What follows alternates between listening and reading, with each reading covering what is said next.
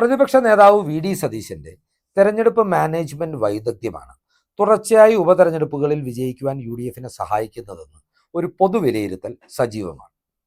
എന്നാൽ ഇത് അങ്ങനെയല്ല എന്ന നിരവധി വാദമുഖങ്ങൾ ഇടതുമുന്നണിയും CPMും മാത്രമല്ല കോൺഗ്രസിലെ ഒരു വിഭാഗവും ഉയർത്തിക്കാട്ടുന്നുണ്ട്. ഇതിലെ യാഥാർത്ഥ്യം എന്താണെന്നൊന്ന് പരിശോധിക്കുകയാണെങ്കിൽ അതിന് ഏറ്റവും നല്ല മാർഗമെന്ന് പറയുന്നത് 2016-21 കാലഘട്ടത്തിലെ ഒന്നാം പിണറായി വിജയൻ സർക്കാരിൻ്റെ കാലഘട്ടത്തിലെ നിയമസഭാ ഉപതെരഞ്ഞെടുപ്പുകളുടെ ഫലവും പിന്നീട് 2021-25 കാലഘട്ടത്തിലെ രണ്ടാം പിണറായി സർക്കാരിൻ്റെ കാലത്ത് നടന്ന നിയമസഭാ ഉപതെരഞ്ഞെടുപ്പുകളുടെ ഫലവും ഒന്ന് താരതമ്യം ചെയ്തു നോക്കുക എന്നതാണ്.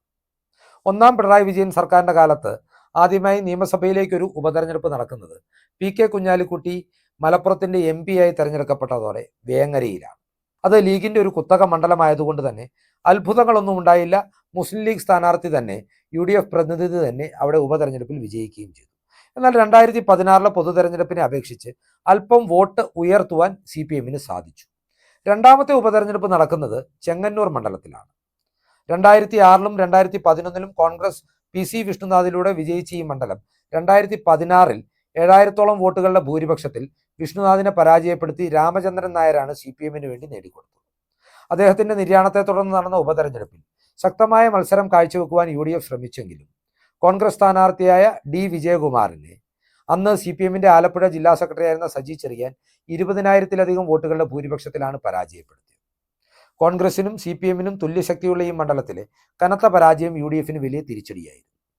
പിന്നീട് കേരള രാഷ്ട്രീയത്തിന്റെ ഗതി തന്നെ മാറ്റിയ തുടർഭരണത്തിന് പോലും ആരംഭം കുറിച്ച ഉപതെരഞ്ഞെടുപ്പ് എന്ന് പറയുന്നത് 2019 സെപ്റ്റംബർ മാസത്തിൽ KM മാണിയുടെ നിര്യാണത്തെ തുടർന്ന് പാലായിൽ നടന്ന ഉപതെരഞ്ഞെടുപ്പാണ്. പാലായിലെ ഉപതെരഞ്ഞെടുപ്പിലേക്ക് പോകുമ്പോൾ 20-ൽ 19 ലോക്സഭാ മണ്ഡലങ്ങളും വിജയിച്ച് ശബരിമല പ്രക്ഷോഭത്തിന്റെ ആഘാതത്തിൽ ദുർബലമായിരിക്കുന്ന CPM സർക്കാരിനെതിരെ UDF തിളങ്ങി നിന്ന ഒരവസരത്തിലാണ്. എന്നിട്ട് പോലും KM മാണി 1965 മുതൽ തുടർച്ചയായി 50 വർഷത്തിലധികം കാലം പ്രതിനിധീകരിച്ച മണ്ഡലം UDFന് ചരിത്രത്തിൽ ആദ്യമായി നഷ്ടം വരികയായിരുന്നു. ഇതിന് പ്രധാനപ്പെട്ട ഒരു കാരണം എന്ന് പറയുന്നത് കേരള കോൺഗ്രസ് പാർട്ടിക്കുള്ളിൽ മാണിയുടെ മരണത്തെ തുടർന്ന് നിലനിന്നിരുന്ന ചില അധികാര തർക്കങ്ങളും 2006 മുതൽ തുടർച്ചയായി 3 വട്ടം മാണിയോട് പരാജയപ്പെട്ട മാണി C കാപ്പനോട് ജനങ്ങൾക്കുണ്ടായ സഹതാപവുമാണ്. 3000-ഓളം വോട്ടുകൾക്കാണ് കാപ്പനിലൂടെ ഇടതുമുന്നണി ആദ്യമായി പാലാ പിടിച്ചെടുക്കുന്നത്. പാലായ്ക്ക് ശേഷം 5 നിയമസഭാ ഉപതെരഞ്ഞെടുപ്പുകൾ ഒരുമിച്ചാണ് നടന്നത്. അതിൽ മഞ്ചേശ്വരത്ത് അബ്ദുൾ റസാഖിന്റെ നിര്യാണത്തെ തുടർന്നാണ് ഉപതെരഞ്ഞെടുപ്പ് നടന്നതെങ്കിൽ എറണാകുളത്ത് ഉപതെരഞ്ഞെടുപ്പ് ഉണ്ടായത് ഹൈബി ഈഡൻ MP ആയതിനെ തുടർന്നാണ്. AM ആരിഫ് MP ആയതിനെ തുടർന്ന് അരൂരിൽ ഉപതെരഞ്ഞെടുപ്പുണ്ടായി. മുരളീധരൻ MP ആയതിനെ തുടർന്ന് വട്ടിയൂർക്കാവിൽ ഉപതെരഞ്ഞെടുപ്പുണ്ടായി. അടൂർ പ്രകാശ് MP ആയതിനെ തുടർന്ന് അദ്ദേഹത്തിന്റെ മണ്ഡലമായ കോന്നിയിലും ഉപതെരഞ്ഞെടുപ്പുണ്ടായി. ഈ 5 ഉപതെരഞ്ഞെടുപ്പുകളിൽ അക്ഷരാർത്ഥത്തിൽ UDF കനത്ത ഒരു പരാജയമാണ് ഏറ്റുവാങ്ങിയത്. അതിൽ ഓരോ ഉപതെരഞ്ഞെടുപ്പിന്റെയും ഫലത്തെക്കുറിച്ച് പറയുകയാണെങ്കിൽ 2016 പൊതു തെരഞ്ഞെടുപ്പിൽ 89 വോട്ടുകൾക്കാണ് BJPയുടെ സംസ്ഥാന അധ്യക്ഷനായിരുന്ന K സുരേന്ദ്രനെ പരാജയപ്പെടുത്തി മുസ്ലിം ലീഗ് നേതാവ് അബ്ദുൾ റസാഖ് വിജയിച്ചത്.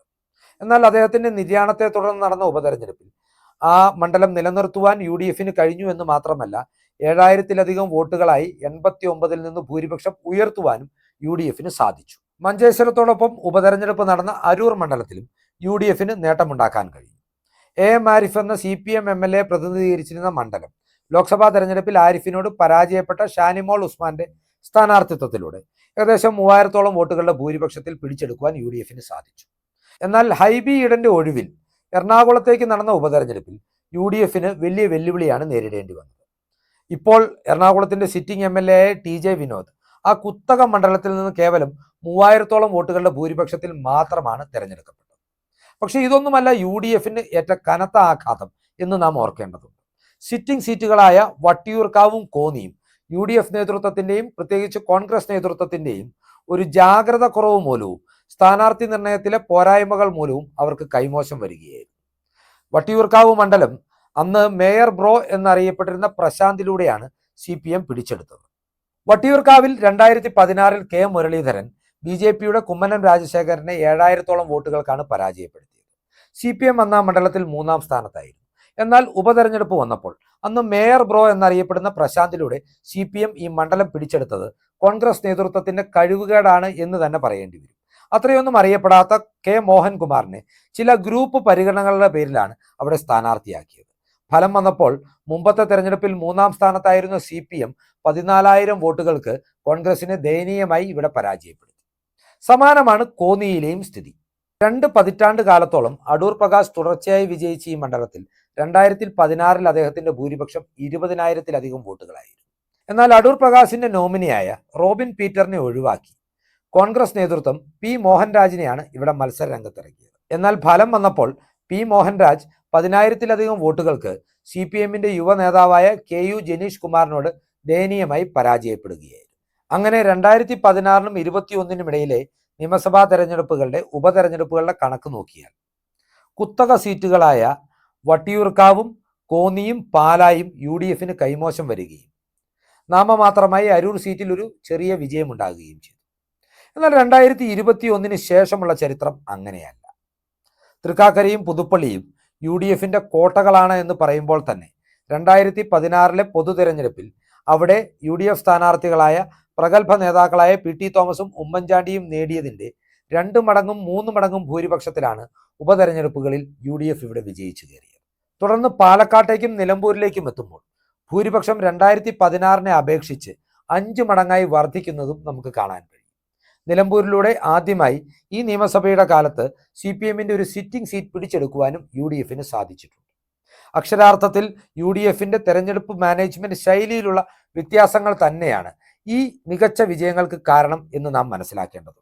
2021-ന് ശേഷം നിയമസഭാ ഉപതെരഞ്ഞെടുപ്പുകൾ നടന്നപ്പോഴെല്ലാം തെരഞ്ഞെടുപ്പ് പ്രഖ്യാപനം വന്ന് 24 മണിക്കൂറിനകം സ്ഥാനാർത്ഥിയെ നിശ്ചയിച്ച് കളത്തിലിറക്കുവാൻ UDFന് സാധിച്ചിരുന്നു.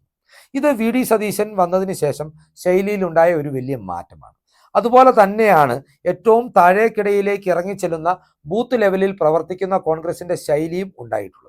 ഇങ്ങനെയെല്ലാം നോക്കുമ്പോൾ മികച്ച വിജയങ്ങൾ തന്നെയാണ് 2016-മായി താരതമ്യം ചെയ്തു നോക്കുമ്പോൾ 2021-ന് ശേഷം UDFന് ഉണ്ടായിട്ടുള്ളത്. ഇതിൻ്റെ ഒരു പ്രധാനപ്പെട്ട കാരണക്കാരൻ എന്ന് പറയുന്നത് പ്രതിപക്ഷ നേതാവ് VD സതീശനും അദ്ദേഹത്തിന്റെ ഇലക്ഷൻ മാനേജ്മെന്റ് വൈദഗ്ധ്യവുമാണ്.